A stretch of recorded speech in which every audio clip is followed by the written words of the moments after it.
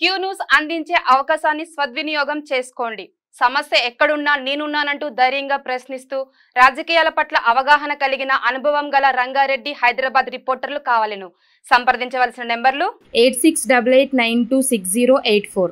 So ప్రస్తుతం మనం మహారాష్ట్ర ప్రాంతంలోని సోమనూరు అనేటువంటి గ్రామంలో ఉన్నాం. సో ఈ సోమనూరు గ్రామం వద్ద లిటరల్గా 3 నదులు కలిసేటువంటి చోటు. సో మనకు పైన కాళేశ్వరంలో ప్రాణహిత నది కలిస్తే గోదావరిలో, ఆ తర్వాత కిందికి వచ్చిన తర్వాత మనకు ఇంద్రావతి నది కలుస్తుంది.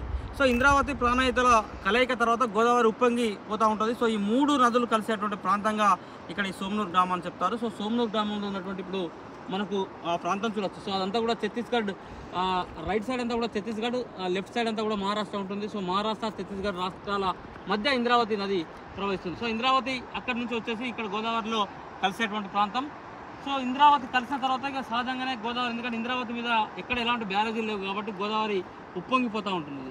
సో ఇక పైనుంచి అటువైపు నుంచి మనం చూసినప్పుడు ఇదంతా కూడా మళ్ళీ మనకు అదంతా కూడా ఛత్తీస్గఢ్ అయితే, ఈ పక్క అంతా కూడా పూర్తిగా తెలంగాణ ప్రాంతం. తెలంగాణ ప్రాంతంలోని మహదేవ్పూర్, పంకెన, పల్మెల లాంటి ప్రాంతాలు ఉండేటువంటి ఏరియా. సో పంకెన, పల్మెల అటు దాదాపు ఒక 7 నుంచి 8 కిలోమీటర్లు పోయిన తర్వాత మనకు విలేజ్ స్టార్ట్ అయితే ఆ మిగతా ప్రాంతం అంతా కూడా దట్టమైన అటవీ ప్రాంతం. ఇటు ఛత్తీస్గఢ్ అటవీ ప్రాంతం, అదేవిధంగా మహారాష్ట్ర, తెలంగాణ. సో ఈ 3 రాష్ట్రాలకు సంబంధించినటువంటి దట్టమైన అటవీ ప్రాంతం గుండా ఈ 3 ప్రధాన నదులు కలుసుకునేటువంటి ఒక సువిశాల ప్రాంతంలో ఈ గోదావరి తీరంలో ఉన్నాం.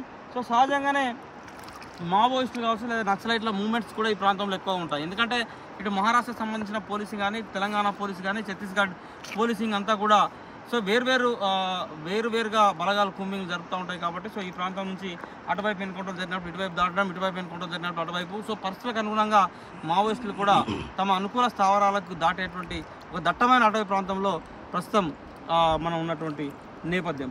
సో గోదావరి నది ఇక్కడ నుంచి దాదాపు మనకు ఒక 15 నుంచి 16 కిలోమీటర్ల పైగా ఎగువకి వెళ్తే మనకు మేడిగడ్డ బ్యారేజ్ ఉంటుంది. సో మేడిగడ్డ బ్యారేజ్ దాటిన తర్వాత అక్కడ నుంచి మేడిగడ్డ బ్యారేజ్ నుంచి మరొక 8-7 కిలోమీటర్ల పైన మనకు కన్నెపల్లి పంప్ హౌస్ ఉంటుంది. సో కన్నెపల్లి పంప్ హౌస్ తర్వాత కాళేశ్వరం వద్ద మనకు ప్రాణహిత నది కలుస్తుంది.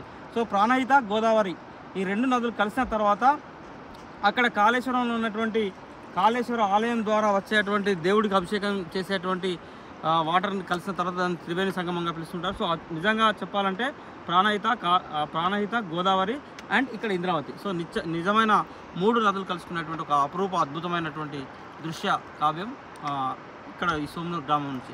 సో సోమనూరు గ్రామం మనం చేరుకోవాలంటే దాదాపు మనం కాళేశ్వరం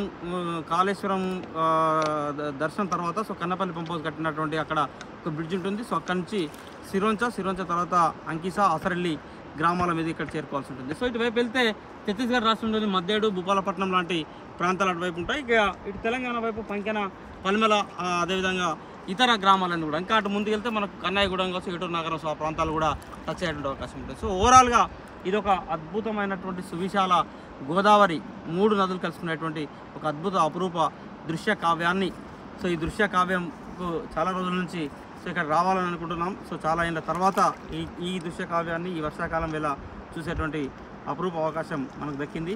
సో ఎండాకాలంలో అయితే సహజంగా ఇక్కడ వాటర్ అన్ని కూడా చాలా ఫ్రెష్గా ఉంటాయి. సో ఇప్పుడిప్పుడే వర్షాలు పడుతున్నాయి కాబట్టి నీళ్లు కొంచెం రెడ్ కలర్లో వస్తూ ఉన్నాయి. ఎందుకు రెడ్ కలర్లో వస్తూ ఉంటాయంటే సో ఈ 3 ప్రాంతాలన్నీ కూడా దాదాపు కొన్ని వేల హెక్టార్లలో అటవీ ప్రాంతాలు ఉంటాయి. సో ఈ 1000 హెక్టార్లు ఉన్నటువంటి అటవీ ప్రాంతాల్లో అడవి జీవులు కావచ్చు, లేదా రైతులు, ఈ ప్రాంత రైతులు సాదుకునేటువంటి సాధు జీవులు కావచ్చు. సో అవన్నీ కూడా అడవిలో తిరుగుతూ ఉంటాయి. దుమ్ము ధూళి లేచి సో అడవి ఆనుకున్నటువంటి వాగులు, వంకలు, ఒర్రెలు అంటాం మనం తెలంగాణ భాషలో చెప్పాలంటే. సో ఆ ప్రాంతంలో ఆ నీళ్ళన్నీ కూడా ఒర్రెల ద్వారా వచ్చేటువంటి నీళ్ళన్నీ కూడా గోదావరిలో కలిసిన సందర్భంలో నీళ్ళు ఇట్లా ఎరుపు రంగులోకి మారుతూ ఉన్నాయి. సో మొత్తంగా ఈ అపరూప దృశ్య కావ్యాన్ని చూసేందుకు సో వాస్తవానికి దీన్ని ఒక పర్యాటక ప్రాంతంగా అభివృద్ధి చేసేందుకు అవకాశం ఉంది. కానీ 3 రాష్ట్ర ప్రభుత్వాలు చేయాల్సిన అవసరం ఉంటుంది. ఇటు మహారాష్ట్ర కావచ్చు, ఛత్తీస్గఢ్ కావచ్చు, అదేవిధంగా తెలంగాణ. సో 3 రాష్ట్ర ప్రభుత్వాలు కనుక కలిసి లేదా కేంద్ర ప్రభుత్వం అయిన ఒక పర్యాటక రంగంగా దీన్ని అభివృద్ధి చేయగలిగితే చాలా అద్భుతమైనటువంటి దృశ్య కావ్యంగా ఇది విరాజిల్లుతుంది. క్యూ న్యూస్ అందించే అవకాశాన్ని సద్వినియోగం చేసుకోండి.